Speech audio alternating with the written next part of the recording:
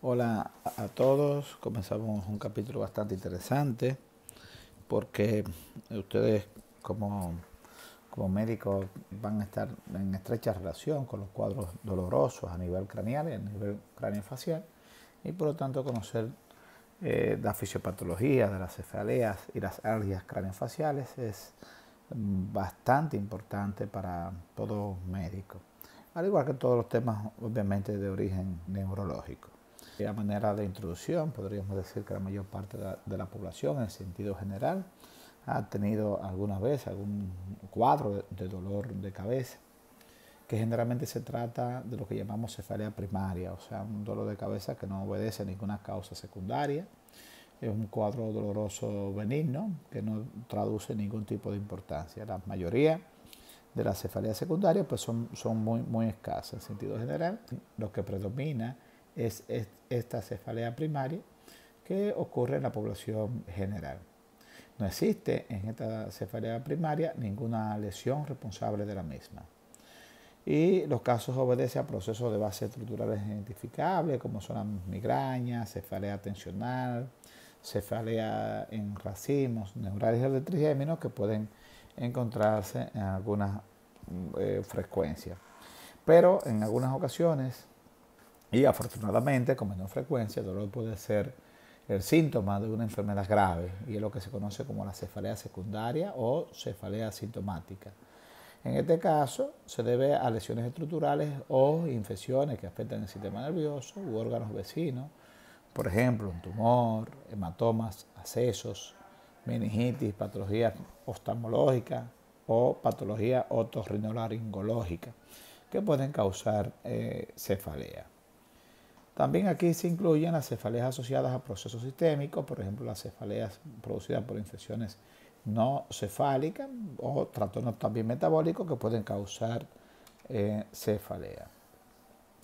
La cefalea constituye uno de los motivos de consulta más frecuentes, tanto en las urgencias primarias como en la medicina especializada. Y sin duda alguna de estos problemas tienen una mayor repercusión que otros. Y tiene una repercusión muy importante en el paciente que la padece, tanto por el sufrimiento como por las enormes complicaciones sanitarias y sociolaborales que provocan estos cuadros dolorosos. Los pacientes faltan mucho a su trabajo por cefalea y producen un elevado costo en la atención, tanto directos e indirectos en estos pacientes, por las pérdidas de horas laborables, pero también por los gastos en atenciones médicas, estudios, demás que se realizan, tomografías, resonancia magnética, sin ninguna base ni sustentos médicos en la mayoría de los casos. Por lo tanto, el médico debe estar preparado para diagnosticar los diferentes tipos de dolor de cabeza y sobre todo, máxime en emergencia, descartar que se deba a una patología grave que requiera algún tipo de situación inmediata. Bien, en cuanto a la fisiopatología, conociendo, nosotros tenemos que conocer lo que son la dura madre, lo que son los vasos del cerebro, las venas corticales, todo eso. Tenemos que saber que el dolor craneal puede ser causado por un trastorno o desplazamiento o invasión de las estructuras craneofaciales sensibles al dolor. ¿Cuáles son las estructuras que duelen? Las estructuras que duelen son, como hemos mencionado, la dura madre, los vasos sanguíneos, el periósteo. Más sin embargo, el cerebro no produce ningún tipo de dolor. Los pares craneales que le dan inervación sensitiva a todas estas estructuras, a la dura madre y a los vasos, son el quinto par craneal, el noveno par craneal o glosofaringea y el nervio vago, y las tres primeras raíces cervicales son las que le dan inervación sensitiva a toda la cabeza. En las cefaleas migrañosas, el dolor aparece por dilatación de las arterias temporales o sus ramas con edema periarteriolar y estimulación de las estructuras sensibles que rodean estas arterias. Muy por el contrario, como hemos mencionado, el parénquima cerebral carece totalmente de dolor, al igual que las estructuras óseas. Muy importante, además de la fisiopatología, son ciertas importancias clínicas en las historias de la cefalea. Y la historia clínica es el principal elemento diagnóstico que tenemos nosotros y que podemos contar cuando estamos estudiando las cefaleas. Esta historia clínica debe de ser realizada de forma cuidadosa y debe de realizarse una exploración física que permite establecer un diagnóstico correcto, la cual se puede realizar en la mayoría de los casos de la cefalea primaria. Así como guiar la prueba complementaria es muy importante en cada caso si se requiere. Recoger los antecedentes personales, familiares y establecer las características de la cefalea. En este sentido, las características de la cefalea tenemos que estar pendientes. Esta anamnesia o historia clínica, la edad de comienzo, si es desde la infancia, si es en la vida adulta, qué perfil tiene, si es de inicio súbito, si es crónica esta cefalea, si hay cambio reciente de sus características, si la interacción es súbita o gradual, con qué frecuencia aparece el dolor de cabeza, si hay brotes, si hay remisiones, si es frontal, si es micranial, alocranial, qué tiempo dura, unos minutos, unas horas, si es por la mañana, si es por la tarde. Este dolor de cabeza es muy característico, el dolor que despierta al paciente en la mañana por un tumor cerebral, pero también es muy característico el dolor en la tarde, ya cuando llega del trabajo, en la cefalea tensional. Si esta cefalea tiene una característica pulsante, taladrante, urente o quemante, o sordo o con peso, tirantez, hay que evaluar la intensidad del dolor, qué tan fuerte es el dolor, y también evaluar cuáles factores agravantes o desencadenantes pueden provocar este dolor, si el dolor tiene un periodo de remisión y exacerbación, buscar las características progresivas de esta cefalea, de este dolor de cabeza. De igual forma, cuáles factores alivian el dolor de cabeza, con qué medicamentos se quita, con cuáles no se quita, si el dolor de cabeza tiene que ver con el sueño o con la posición de decúbito, si mejora o empeora con el paciente acostado. Y muy importante ver cuáles otros síntomas están asociados al dolor de cabeza, si hay náuseas, si hay vómito, si hay trastornos para la visión que puedan indicar que tienen un síndrome de hipertensión intracraniana. Vamos a ver entonces los grupos sindrómicos de la cefalea. Y la cefalea tiene estos 4 grupos sindrómicos. Tenemos primero la cefalea aguda de reciente comienzo, es decir, la cefalea que el paciente nunca había presentado antes y que aparece de nuevo. La pongo en rojo porque esta cefalea aguda de reciente comienzo puede ser indicativo de algo muy importante, de algo grave. Luego tenemos la cefalea aguda, una cefalea fuerte pero recurrente que le repite al paciente varias veces, que el paciente la reconoce con mucha frecuencia de que sufre de esos dolores de cabeza como la migraña. Y el ejemplo de la cefalea aguda de reciente comienzo es la hemorragia subaracnoidea.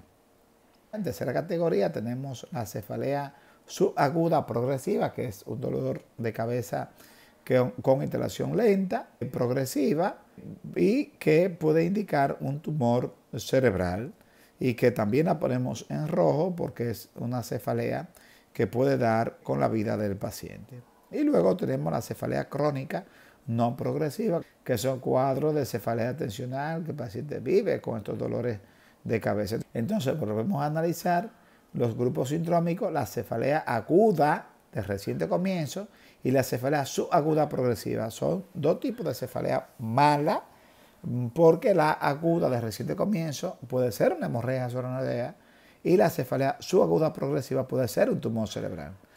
Ya la cefalea aguda recurrente, la típica migraña, y la cefalea crónica no progresiva es la típica cefalea tensional. ¿Qué características tiene esta cefalea aguda de reciente comienzo? Es indicativa de trastornos orgánicos, mientras no se demuestra lo contrario, es causado por algún tipo de patología importante. Aparece en pacientes sin antecedentes de episodios similares, es decir, que es una cefalea nueva, que nunca lo había referido al paciente antes, y su inicio es habitualmente brusco, con un máximo de 30 minutos. Es intensa, aumenta con maniobra de avanzada y su localización es bilateral, difusa o fronto-occipital. Esa es la característica fundamental de la cefalea aguda de reciente comienzo. La cefalea aguda recurrente generalmente corresponde a la cefalea primaria, como las migrañas que vamos a ver a continuación, y la cefalea subaguda progresiva, que está en rojo también, sugiere también un trastorno orgánico. Su aparición, en cambio, y sus características es a lo largo de los días o de pocas semanas. Y por último tenemos la cefalea crónica no progresiva, que aunque por lo general no existe ninguna patología orgánica severa asociada, el pronóstico puede ser desfavorable porque merma la calidad de vida del paciente y es de difícil manejo terapéutico en algunos de estos casos. Se caracteriza por una cefalea de evolución prolongada de meses o años, sin cambios significativos en sus características. Típica de la cefalea crónica no progresiva es la cefalea tensional. Bien, también es importante tomar en cuenta algunos signos físicos importantes en la valoración de la cefalea. Todo paciente que vamos a evaluar con cefalea tenemos que tomar en cuenta estos signos físicos. Por ejemplo, la presencia de papiledema en el examen normal o el edema de papila o atrofia del nervio óptico puede indicar un proceso expansivo intracraneal, una hidrocefalia o una entidad que se llama pseudotumor cerebri, que podemos analizar más a continuación. También podemos valorar si este paciente tiene algún signo focal neurológico de focalización, como una hemiparesia, una hemiplegia contralateral, obviamente que es muy característico de los procesos expansivos intracraneales, como los tumores cerebrales, los abscesos. Si el paciente tiene rigidez de nuca o signos meningios, como signo de Kernig, signo de Brusinski, pues obviamente es muy característico en dos tipos de pacientes, o en el que tiene una hemorragia subaranoidea, o en los pacientes que tienen un proceso infeccioso como una meningitis o una encefalitis. También muy importante sea afectación del tercer par craneal con afectación pupilar o afectación del sexto par craneal también. Si el dolor tiene una zona de gatillo como la neuralgia del trigémino o la neuralgia de Arnott, la cual cuando se estimula ciertos puntos dolorosos, pues el paciente desencadena el dolor. Si hay soplo craneal, con la auscultación en el cráneo, puede indicar que tiene una malformación arteriovenosa subyacente intracraneal. Si hay engrosamiento o dolor en la arteria temporal, se ve sobre todo en la arteritis temporal, y muy importante a tomar en cuenta. También hay algunas pruebas complementarias de interés en el estudio de la cefalea que debe de realizarse, y este estudio dependerá según la característica de cada caso y muy importante para determinar el diagnóstico. Muy importante tomar en cuenta que un paciente con historia típica de cefalea primaria, así como una exploración física y neurológica normal, por lo general no requiere ningún tipo de prueba física complementaria, y porque este paciente ya se conoce que tiene estos cuadros dolorosos repetitivos.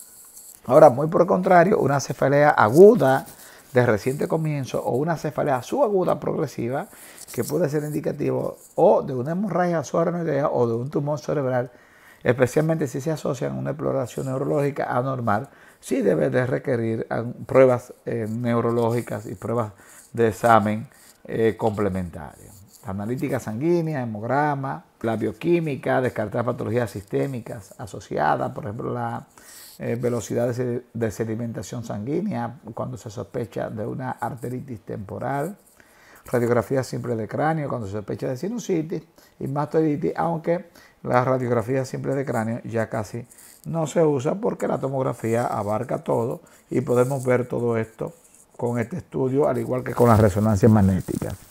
Punción lumbar es muy importante realizar cuando hay sospechas de hemorragia subaranoidea con una tomografía que está normal. Si hay una hemorragia subaranoidea y la tomografía se ve la sangre, pues no hay necesidad de hacer una punción lumbar. También se hace punción lumbar cuando hay sospecha de una meningitis o una meningoencefalitis, cuando hay sospecha de un pseudotumor cerebri, que vamos a ver a continuación qué característica tiene el pseudotumor cerebri. Importante, muy importante, que siempre una punción lumbar va precedida de una tomografía la cual debe de estar normal, y si esta tomografía demuestra que hay una lesión expansiva ocupativa de espacio intracraneana con desviación de línea media, pues esta punción lumbar está contraindicada. También otra cosa que contraindica la realización de una punción lumbar es la presencia de papiledema. Aunque obviamente esto no es absoluto, puede ser relativo. También en esa exploración física complementaria debe de evaluarse las constantes vitales, ver los signos vitales, a ver cómo está la tensión arterial, la frecuencia cardíaca, una exploración general física y neurológica, una exploración oftalmológica y otorrinolaringológica, muy importante, con el fondo de ojo, evaluar la articulación temporomandibular, la cual puede producir dolor con mucha frecuencia, y el paciente con esos problemas de la articulación temporomandibular usualmente cursa con una cefalea craneofacial de difícil localización, y generalmente el problema puede que esté en la articulación temporomandibular. Bien, vamos entonces a entrar en detalle en los diferentes cuadros de cefalea. Vamos entonces a hablar de la cefalea aguda de reciente comienzo. La cefalea aguda de reciente comienzo, es decir, que el paciente nunca la ha tenido antes y que la presenta en un paciente que está sano, puede ser cefalea asociada a trastornos vasculares. El ejemplo típico, la hemorragia subaranoidea, cefalea asociada a infecciones intracraneales como la meningitis y la encefalitis, cefalea asociada a traumatismo craneal, cefalea por hipopresión de líquido cefalorraquídeo, después de una punción lumbar con una fuga de líquido cefalorraquídeo. Eso se ve muy común a las mujeres y a los hombres también, que son sometidos a punciones lumbar para una anestesia raquídea, y que resulta luego que tienen una fuga de líquido cefalorraquídeo, desarrollan una fístula y con cefalea. Cefaleas agudas de origen ocular u otorrinolaringológico, cefalea asociada a ingesta o supresión de sustancias, cefaleas asociadas a infecciones sistémicas y cefaleas asociadas a trastornos metabólicos. Vamos a ver cada uno de ellos y vamos a hacer un análisis de cada uno. Las cefaleas asociadas a trastornos vasculares, la más común que podemos ver es la hemorragia subaranoidea. Fíjense aquí la sangre, como se ve pintando el polígono de Willy. Ya hemos hablado del cuadro típico de la cefalea por hemorragia subaranoidea, que es una cefalea en la cual el paciente nunca había presentado antes.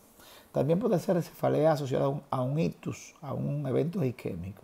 Recuerden que la tomografía en un cuadro isquémico agudo suele estar normal, y que el signo más temprano que aparece en una tomografía es una hiperdensidad de la arteria cerebral media.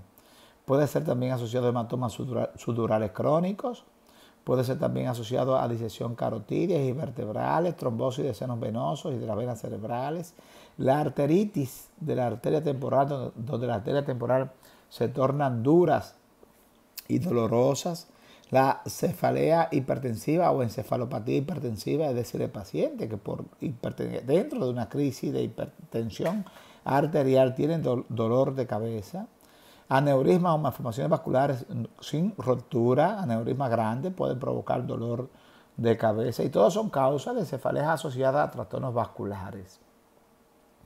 También tenemos cefaleas asociadas a infecciones como son los abscesos cerebrales, como son los empiemas, y en este caso pues podemos ver que tienen estos signos, el signo de Kernis y el signo de Brusinski, pueden estar positivos. Y ya ese tema lo hemos hablado cuando hemos hablado de neuroinfección.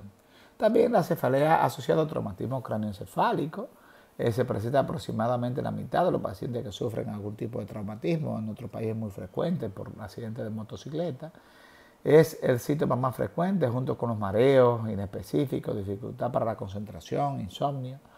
Y el diagnóstico, existe la ausencia de otras complicaciones del traumatismo craneoencefálico que pudiera causar cefalea, como son hematoma subdural o epidural.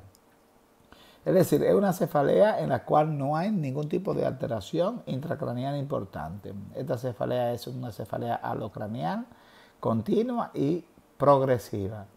En el 80% de los casos desaparece antes de las 8 semanas y hay que orientar muy bien al paciente de que esta cefalea se quedará y que amerita un tratamiento con ansiolíticos, analgésicos habituales y antidepresivos en muchas ocasiones. Luego tenemos la cefalea producida por hipopresión de líquido cefalorraquídeo. Usualmente se ve luego de una anestesia raquídea, como en este caso, y se trata con un parche hemático, es decir, se saca sangre del mismo paciente y se inyecta por el mismo lugar, por el mismo agujerito donde se hizo la punción lumbar. Usualmente esta cefalea por hipopresión de líquido cefalorraquídeo se presenta en la región frontal, a veces occipital, a veces puede ser difusa. Y usualmente está relacionado con la posición de pie. El paciente cuando se acuesta se le quita el dolor de cabeza y cuando se para inmediatamente aparece el dolor de cabeza. Los estudios suelen estar normal, mejora usualmente cuando se trata del paciente, pero por lo general termina siempre con este parche hemático que se le realiza al paciente. En cuanto a la cefalea de origen ocular o de origen otorrinolaringológico, aquí vemos el glaucoma de ángulo estrecho que puede producir cefalea, la sinusitis o la presencia de pus o de proceso infeccioso en los senos paranasales. Los problemas de la articulación temporomandibular son causas muchas veces de cefalea y es por alteraciones en otras partes, a nivel de oído, a nivel de los ojos o a nivel de la articulación temporomandibular. También tenemos cefalea asociada a la ingesta o a la supresión de algún tipo de sustancia. Aquí tenemos lo que son debido a la ingesta de sustancias, por ejemplo, como los nitratos y los nitritos, pueden producir cefalea, el glutamato, el monóxido de carbono, la nifedipina, la indometacina, los anticonceptivos orales, la cimetidina, ranitidina, etcétera. Todos estos medicamentos pueden producir cefalea. Alguna supresión abrupta de algún tipo de medicamento, la supresión abrupta de alcohol puede producir un síndrome de abstinencia con cefalea. La supresión abrupta de ergotamina, cafeína y otros narcóticos pueden dar cuadro de cefalea. La cefalea también asociada a infecciones sistémicas. Dentro de cualquier cuadro de infección sistémico, en este caso no hay meningismo, un proceso gripal común, una pielonefritis, cualquier tipo de infección sistémica puede dar una cefalea. Y también tenemos la cefalea asociada a trastornos metabólicos como la hipoxia o la hipercapnia o la hipoglicemia, o los pacientes que son sometidos a diálisis pueden sufrir con mucha frecuencia de cuadro de cefalea.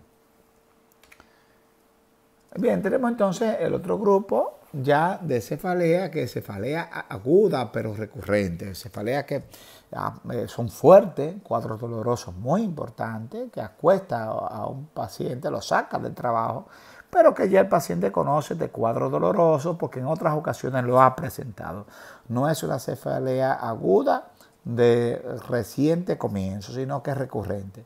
En este caso tenemos las migrañas, la cefalea en racimos, las cefaleas misceláneas benignas, las neuralgias de trigémino, neuralgias del glosofaringeo, neuralgia occipital o de Arnold y las algias faciales atípicas. Vamos a hablar cada una de ellas para que podamos interpretar y conocer cada una de las características de estos cuadros dolorosos. Y comenzamos con la migraña, que es la forma más común de cefalea vascular, porque en la fisiopatología hay una vasodilatación de los vasos del cerebro que provoca el dolor de cabeza. Existe una clara predisposición familiar y una relación de las mujeres sobre los hombres en una relación de 2:1. Se describen dos tipos principales de migraña, que son las migrañas sin aura y la migraña con aura. Aura son síntomas subjetivos que acompañan una enfermedad y pródromos son síntomas objetivos. Unas aura puede ser, por ejemplo, fotofobia, alucinaciones visuales o auditivas, esos son aura. Ahora, pródromos pueden ser vómitos, esos son síntomas más objetivos. Los pródromos aparecen en el 25% de los cuadros de migraña. Hay migrañas que se acompañan de un déficit neurológico focal transitorio que pasa rápidamente y que puede simular un evento vascular cerebral. Estos cuadros pues, se caracterizan porque pueden ser múltiples. El paciente ya sabe que cuando le da la crisis de dolor de cabeza pierde parcialmente la fuerza en un brazo o en una pierna. Bien, la forma clínica de las migrañas pues, tiene diferentes componentes. Una migraña puede ser una migraña hemipleica familiar.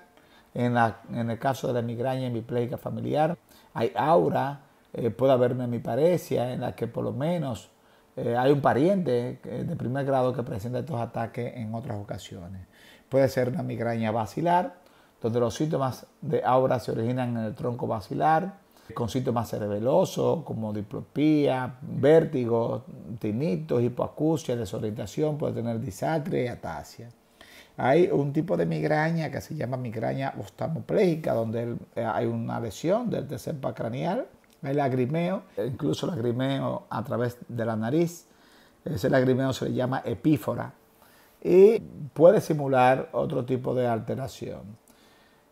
Hay un tipo de migraña que se llama migraña retiniana, son ataques repetidos con ecotoma monocular, con una sensación de luces o áreas o puntos de ceguera que se asocian a la cefalea, y se debe de descartar otro tipo de trastornos vasculares.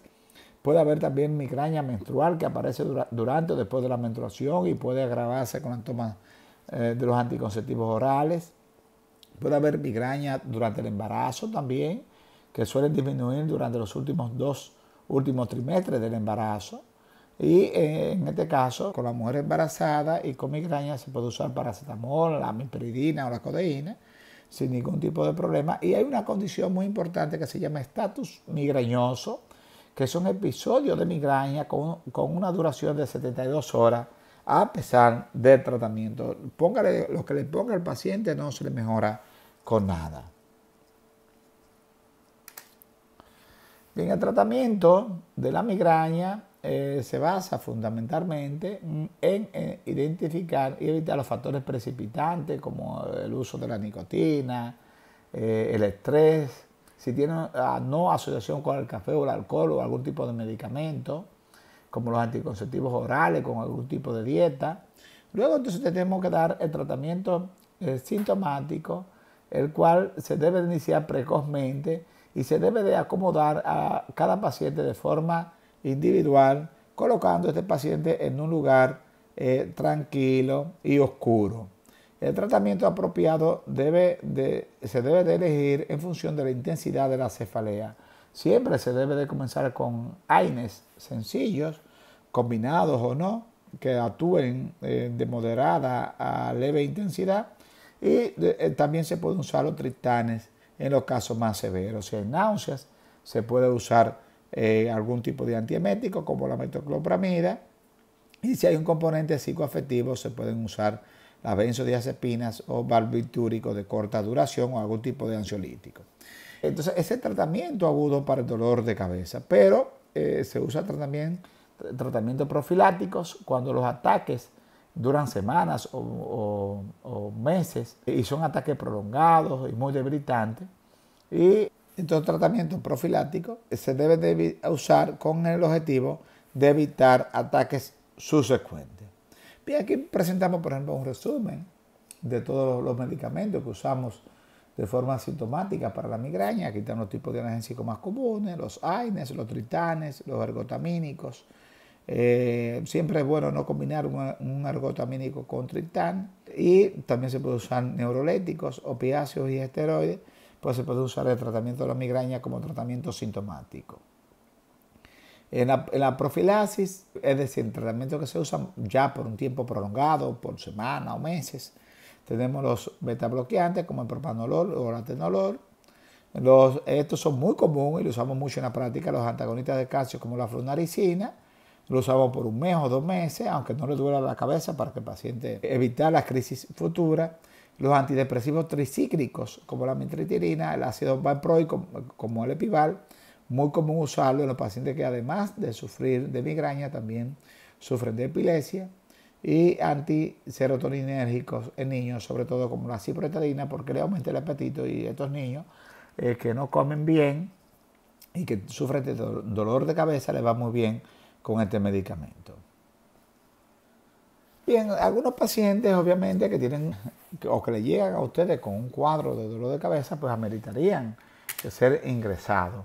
Y los pacientes que usted debe de darle importancia, un paciente con un dolor de cabeza que debe de ser ingresado y que usted no puede quedarse con esa duda, es si a usted le llega, por ejemplo, una migraña oftalmopleica con un ojo caído, no se confíe en su experiencia, que usted todavía no la tiene, e ingrese a este paciente.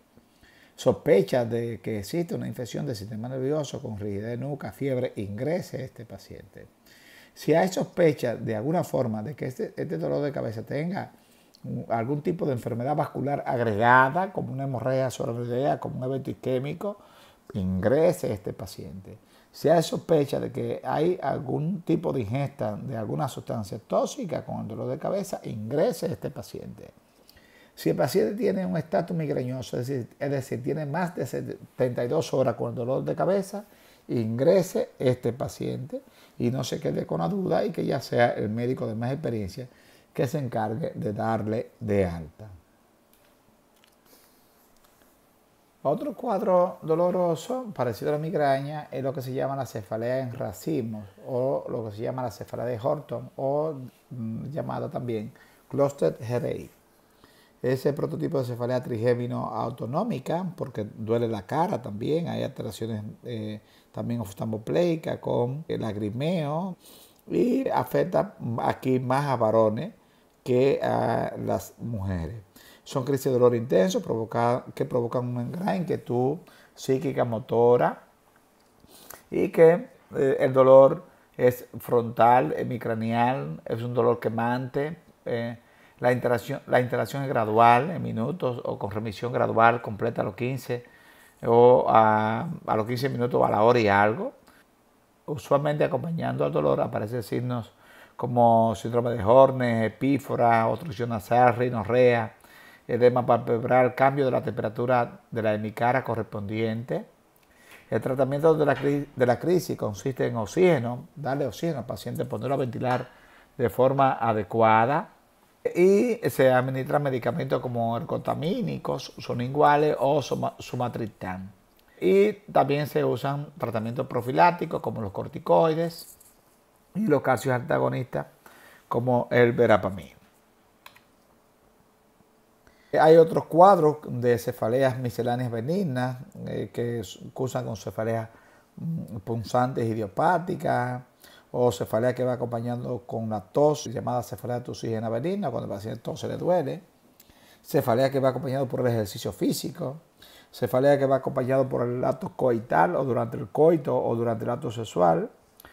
Se presenta con mucha frecuencia, pero la cefalea que yo quiero darle mucha importancia es a esta cefalea causada por la neuralgia del trigémino, donde duele una o dos ramas del nervio trigémino y es un dolor punzante, lacerante en una hemicara y que por lo general se debe a la compresión del nervio trigémino por la arteria cerebelosa posterior inferior y aparece por encima de los 40 años de edad y el tratamiento usualmente por medio de la carbamazepina o tegretol, la cual se administra a todo paciente conjuntamente con la amitriptilina, pero que si no cede con ese tratamiento y el dolor está intratable, se puede hacer tratamiento quirúrgico que puede ser varias opciones, o una microdecompresión vascular del nervio trigémino, que es a través de una incisión pequeña que se hace por detrás y una pequeña craneotomía por detrás del oído. Se busca el nervio trigémino, se separa el vaso que comprime el nervio y se coloca como una especie de esponja o teflón entre el vaso y el nervio. Esta es una cirugía que practicamos con mucha frecuencia y que le voy a agregar un video a esta clase con la voz del doctor Campero, que es excelente cirujano de la base del cráneo, tiene un canal por YouTube que lo pueden seguir y se puede ilustrar perfectamente bien cómo se hace esta cirugía y nos ha dado muy buenos resultados el tratamiento de la neuralgia del trigémino a través de esta cirugía.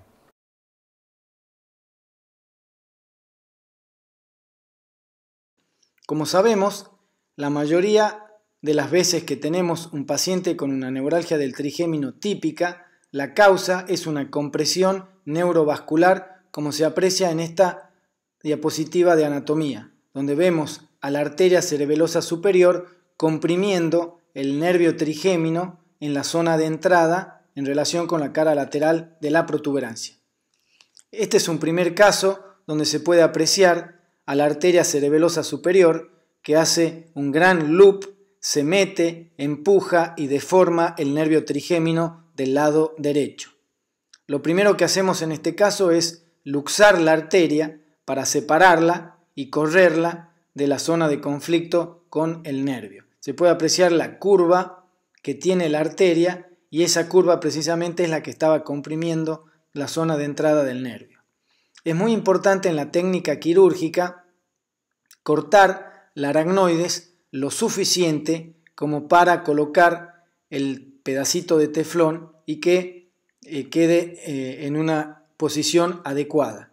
Pero por otro lado, no hay que cortar demasiado la aracnoides de tal manera que también lo que queda alrededor sirva para sostener el pedacito de teflón y que no se corra luego de la cirugía. Así las cosas, en este caso colocamos 2 pedacitos de teflón como si fuesen la montura sobre un caballo y se puede apreciar cómo queda separado completamente la arteria por arriba y el nervio por debajo del teflón.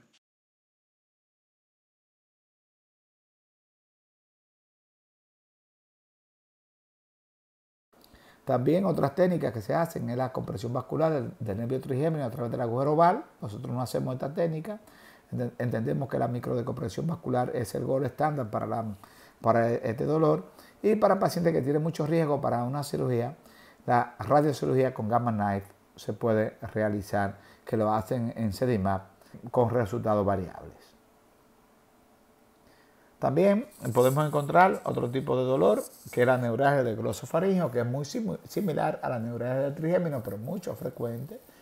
El dolor es unilateral, lacinante y episódico, localizado en el territorio de distribución sensitiva de los nervios glosofaríngeo y vago, es decir, la fosa amigdalina, el tercio posterior de la lengua, la laringe, el nasofaríngeo, un dolor bastante intenso, bastante fuerte, que se desencadena al toser, al hablar, reír, masticar, deglutir, y se debe de descartar causas secundarias como una neoplasia orofaríngea, infecciones periamigdalinas o lesiones de la base del cráneo. El tratamiento similar a la neuralgia del trigémino, es decir, la carbamazepina, en su defecto la microdescompresión vascular del nervio glosofaríngeo, como se ve aquí a continuación. Luego tenemos la neuralgia occipital o de Arnault, que es un dolor en la distribución del territorio de los nervios occipitales mayor y menor, que es un dolor lancinante desde el origen nucal hasta el vértice del cráneo, un dolor muy intenso. Suele existir además dolor sordo persistente sobre esa misma zona. El paciente se agarra la cabeza aquí en esta forma como está. Puede modificarse el dolor cuando el paciente apoya el punto gatillo. El dolor aumenta o disminuye cuando se hace presión sobre ese punto gatillo. Suele responder perfectamente bien con las infiltraciones locales de anestésico o corticoide, que obviamente cuando se infiltra y se le quita el dolor sirve también como método diagnóstico de esta neuralgia occipital o de Arnault. También tenemos algunas algias faciales atípicas, son dolores bizarros en la cara, pacientes con cuadros a veces depresivos ligados al componente emocional, muy difícil de tratar y que tienen pronóstico muy desfavorable porque mejora y empeora por momentos y tú no le encuentras ninguna base anatómica ni fisiológica de estos dolores craneofaciales. Luego ya tenemos la cefalea subaguda progresiva y estos ya son trastornos importantes desde el punto de vista neurológico y neuroquirúrgico porque estamos hablando de que se pueda tratar de un tumor intracraneal o de otros procesos ocupantes de espacios intracraneales como los accesos cerebrales o lo que vamos a detenernos a hablar de lo que se llama síndrome de hipertensión intracraneana idiopática o pseudotumor cerebri o síndrome de hipertensión intracraneal benigna. Vamos a ver las características de la cefalea de origen tumoral Y aunque el 60% de los pacientes con tumores cerebrales desarrollan cefalea en algún momento de su enfermedad, la neoplasia solamente supone el 10% de todas las causas de cefalea. El mecanismo por el cual se causa dolor de cabeza dentro del contexto de una neoplasia o de un tumor intracraneal es por tracción o compresión de estructuras sensibles al dolor, como la dura madre, los vasos sanguíneos, y también debido al desarrollo del fenómeno de hipertensión intracraneal que va acompañado a estos tumores. La prevalencia es mucho mayor en tumores de crecimiento rápido, como los tumores metastásicos, como el glioblastoma multiforme, que es un tumor maligno, el más frecuente de todos los tumores. Recuerden la clase de los tumores. Y en los tumores infratentoriales e intraventriculares, por producir con mayor facilidad un fenómeno de hipertensión intracraneal. Suele tratarse de una cefalea de intensidad moderada a severa, es progresiva en semanas o meses, con empeoramiento matutino, es decir, el paciente se despierta con dolor de cabeza por la mañana debido a que durante el sueño se produce una hipoxia cerebral, lo que conlleva vasodilatación cerebral y por lo tanto edema cerebral, aumento de ese edema cerebral que per se ya existe por el tumor cerebral. Este dolor de cabeza aumenta con la maniobra de Valsalva y frecuentemente es acompañada de náuseas y vómitos. Otros signos de alarma son la cefalea postural, signos y síntomas asociados con convulsiones, pues se pueden encontrar conjuntamente con estos cuadros de cefalea. En cuanto a la cefalea debida a otros procesos expansivos ocupativos de espacio, tenemos cefalea por quistes aranoideos, como este quiste que tenemos aquí temporal, hematomas sudorales crónicos o acceso cerebral. Y esta es una cefalea crónica pero progresiva que el paciente obliga necesariamente a acudir al médico a buscar algún tipo de solución. Ningún paciente con un cuadro de estos se queda en su casa tranquilo. Van a ir a buscar asistencia médica. Vamos a hablar ahora de algo muy importante que se llama el síndrome de hipertensión intracraneal idiopática o pseudotumor cerebri, es decir, son signos y síntomas que semejan mucho a un tumor cerebral, pero que no hay ningún tipo de tumor cerebral. Hay hipertensión intracraneana con ventrículos normales, pero sin tumor cerebral. Y el 90% de los casos aparece sobre todo en mujeres jóvenes, entre los 30 a 40 años más o menos, medio sobrepeso, medio gordita, medio obesa, y su etiología es desconocida. No se sabe por qué algunas pacientes desarrollan este cuadro. En algunos casos se asocia al uso de determinados fármacos como la tetraciclina, corticoides, vitamina A, indometacina. El 5% de los casos presenta disminución de la agudeza visual que puede incluso llegar a la pérdida total de la visión. El tratamiento usualmente es punciones lumbares repetitiva, lo cual confirma el diagnóstico porque el paciente mejora el cuadro de cefalea y mejora también el deterioro visual. Se puede hacer punciones lumbares varias sacando 20 a 30 cc de líquido cefalorraquídeo por cada punción en términos de interdiarios cada 3 días. En muchos casos se puede colocar una válvula lumboperitoneal, es decir, una derivación de un catéter que vaya desde la región lumbar hasta el peritoneo. Bien, ya por último tenemos el cuadro más sencillo, que son la cefalea crónica, un cuadro doloroso crónico, pero no es progresivo. Son la gente que dice, yo sufro de dolor de cabeza, nunca lo han internado, no lleva tratamiento, pero tiene este cuadro doloroso y en la mayoría de los casos son cefaleas tensionales, migrañosas o cefalea mixta.